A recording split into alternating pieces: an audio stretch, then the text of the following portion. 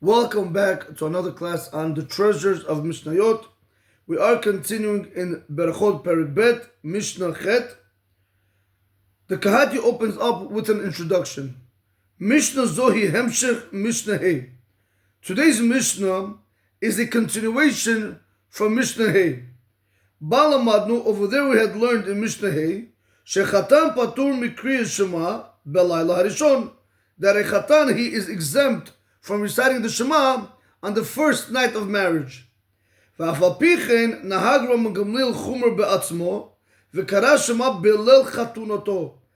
even so, Rabban Gamliel, he behaved in a stringent manner with himself, and he recited the Kriya Shema on the night of his wedding.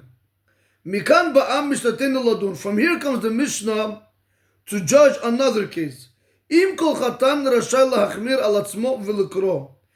every Chatan be permitted to be stringent on himself and to recite the Kriya Shema?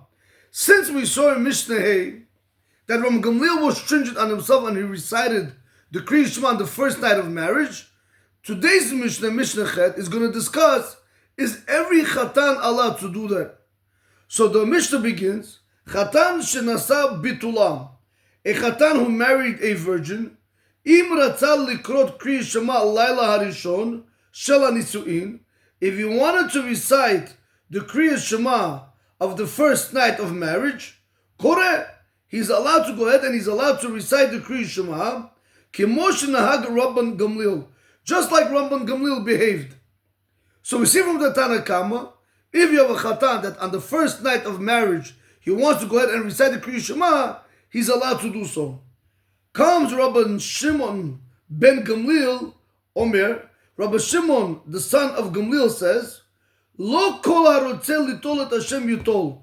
Not everybody that wants to take for himself a name is allowed to go ahead and take for himself a name. Now, what does that mean? So the Kahati explains like this. Not everyone who wants to take for himself a name shall chasid umidagdeg b'mitzvot, one who's pious and he's particular in mitzvot, is able to have kavanah even at the time when he's preoccupied. You told to come, Rabotai, watch this one more time. It's a little bit, right? It's a little bit tongue twisting, only because you have to connect the dots.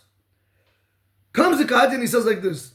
Not every single person is allowed to take for himself a name of a chassid, of a pious person, or one who is particular in mitzvot, and one who knows how to have kavanah, even at the time when he's preoccupied, you told to come and take it. No, you're not allowed to do that. So one more time.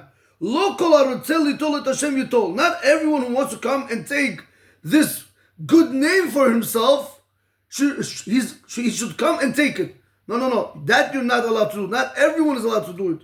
So let's see that one more time. Lo kol harotzel litol et Hashem shel chasid umidagdeg b'mitzvot. Not every single person that wants to come and take for himself a name of being pious and particular mitzvot, one who knows how to have kavanah, at the time when he's even preoccupied, can come and go ahead and take for himself that name.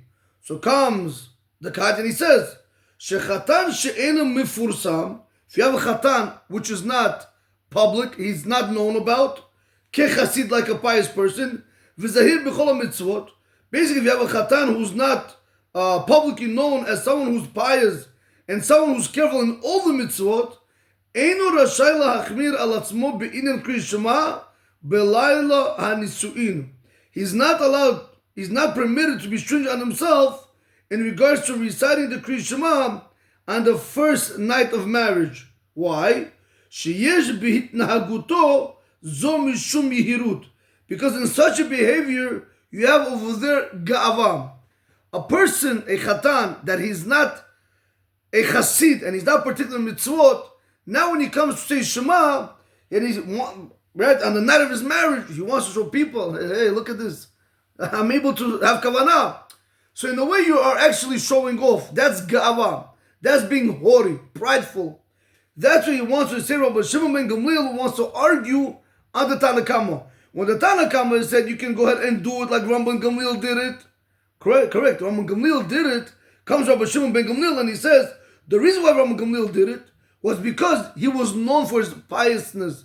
He was known for being particular in mitzvot, like we saw. His whole being was with Kiddush Torah and Hashem. So that's why he told the students, you can't nullify for me even one moment of Ol Malchut Shamayim. That's from Gamliel, you have to be on that level. But for anybody to come and try to take that kind of name, like Rabban Gamliel, we're going to tell you not everyone can come and take it. Comes the Kahati, and the Kahati says, Beram, however, he says, Ba'alei HaTosfot Kotrim, the Ba'alei HaTosfot, they write, שבזמננו nowadays, שאין בכוונים כל כך גם בשאר הימים, that we don't have so much kavanah even throughout the other days of the week, כל חתן קורא קרי שמע בליל הנישואין. Every chatan is allowed to recite the Kri Shema on the night of his marriage. Ki adrabah, just the opposite. Im lo yikra, if he's not going to recite the Kri Shema, this will be gava. This will be holiness. Why? Because now by him not saying Kri Shema on that first night of marriage, he's showing the people as if he has kavanah throughout the other days of the year. Not only at this moment, at this time, it is difficult for him to have kavanah because he's preoccupied of the mitzvah of being with his wife. So that's why he comes and tells you the Baalei Tosfos want to say, nowadays every chatan should go ahead and recite the Kri Shema on the first night of marriage, because if you're not going to do so, you're going to show that you have kavanah throughout the year. It's just now it's hard. And again, that is showing Gava, that is showing holiness. So let's just do the Mishnah inside with Adek Ahati. Chatan im ratzah likrot Kri Shema Laila Harishon. If you have a chatan that he wanted to recite the Kri Shema on the first night of marriage, Korah, he's allowed to recite it like Rabban Gamliel.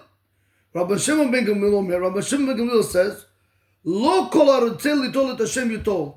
Not everyone who wants to come and take the name of a chassid and a person who's particular mitzvot can come and just take it. No, you have to be a person like Rabban Gamliel.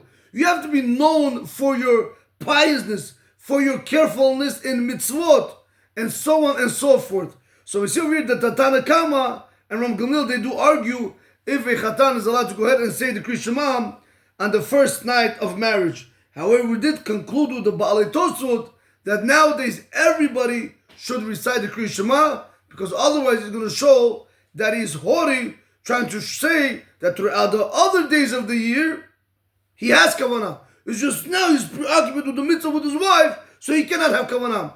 That's in the way of showing off. That's what we tell everybody today, and that's the halakha, by the way. Everybody today has to recite the Kri Shema on the first night of marriage.